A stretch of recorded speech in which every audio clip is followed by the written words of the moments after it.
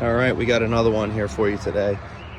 So long story short, this drain does not handle water coming off the driveway, and it does not handle this downspout.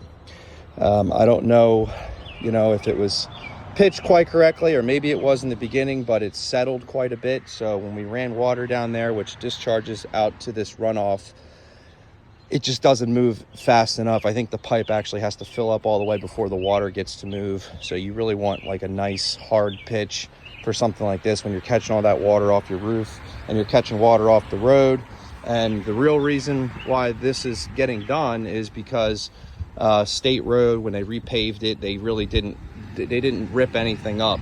They just pretty much just paved right on top of, what was already there. And now the water cuts across the road and it comes right down this driveway. And then when they had the driveway redone, they didn't do it quite correctly. So the water comes down the driveway and then it wants to run right here. Everything floods out and whatnot. So what we're gonna do is we're gonna put this guy in its place, which is pretty much for industrial applications, but based upon the videos that I seen with that water coming down the driveway, I mean, it was horrendous. It was probably one of the worst I think I've ever seen. It literally a river, and the whole house floods out. So this is a foot deep, a foot wide. These pieces are, this is about almost 2,000 pounds, and then that's a little bit, smaller. But yeah, it's they're very heavy, but it'll take all the water that it needs to take. What we'll do is that we're just going to shave off the tops of these caps here, just so they sit flush with the rest of the trough. Bang out a hole, hook up our 6-inch. There was 4-inch before, so we're going to have 6-inch, and we're going to have a nice little pitch coming down. It's going to suck all that water into that drain, down to that pipe, and away from the home. So I'm just gonna do little sequences here with this, and yep, we'll be back when we're ready to set the drain. All right, so we got the drain set. It was, oh my god, this was such a job. I couldn't even begin to explain to you how difficult it was to get this thing to actually set in there. It has a slight pitch on it. The driveway is not perfectly level, so you try to get it as close as you can. I still got to shave off an inch off that there. I did cut that down, and I'm trying to get it as snug as I can, so I probably got to clean a little bit more dirt out of there. And so there's a conduit that is electric, and then there's a small water line in the conduit, and the conduit goes to the garage. And I asked if it was, how deep it was. Well, it was supposed to be 3 feet, but as you can see right here, it is only a foot. So this cap right here, my pipe is gonna be right up top of this here, and it's just gonna have enough pitch, just having enough pitch to get over that conduit.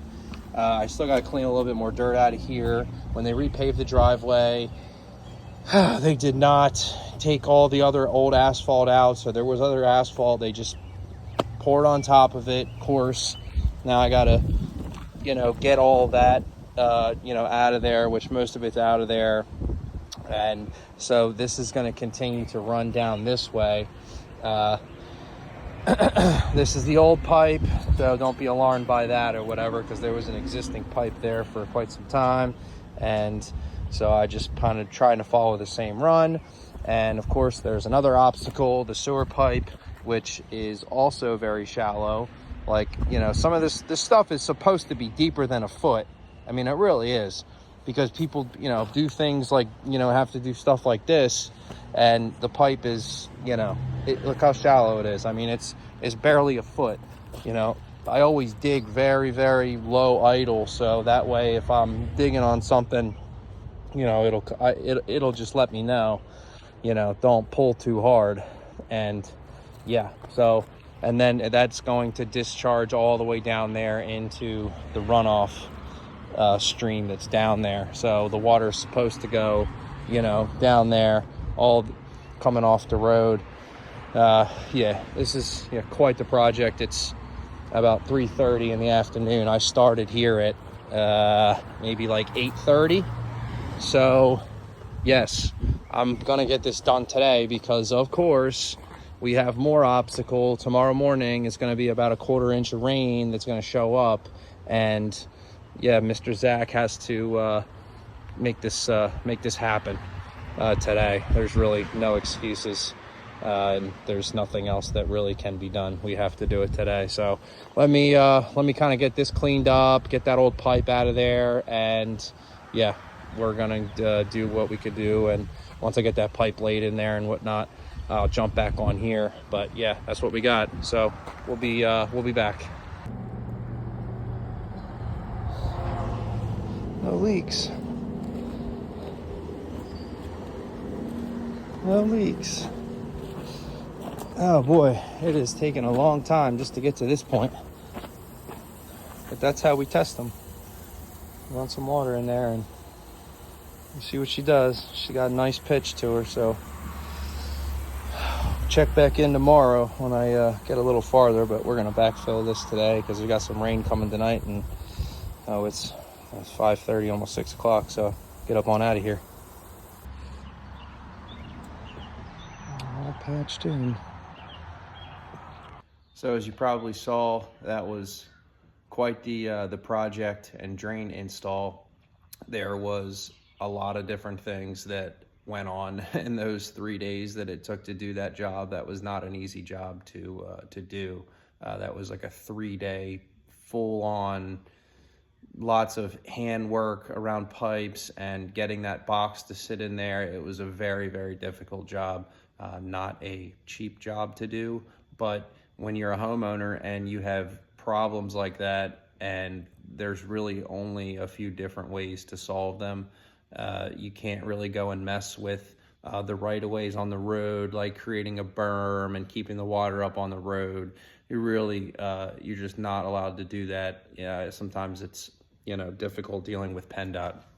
But however, we did install an asphalt bump at the top of that driveway. We cut a seam and then we added some asphalt, so we raised it up about 6 inches. So it's going to help keep the water up on the road, continuing down and landing in those drains like it's designed to. That's why those are installed on roads like that, to catch that water, so the water doesn't end up, in somebody's house or on somebody's property like you see. We also cut a swale in behind the garage. There was an outlet pipe that exits out into the yard. So before they built the garage, there was a swale there, and I think that was installed probably when they built the house or whenever they put those drains in. That was like a requirement, to get that water to flow, the swale catch the water and then go down into that runoff stream. That's what that was engineered and designed by the state to do. But when they built the garage, you took up a bunch of surface area, and I don't know if it was disturbed at some point, maybe when septic was being done, something like that happened, and the water would just exit down there and it would run right towards the garage.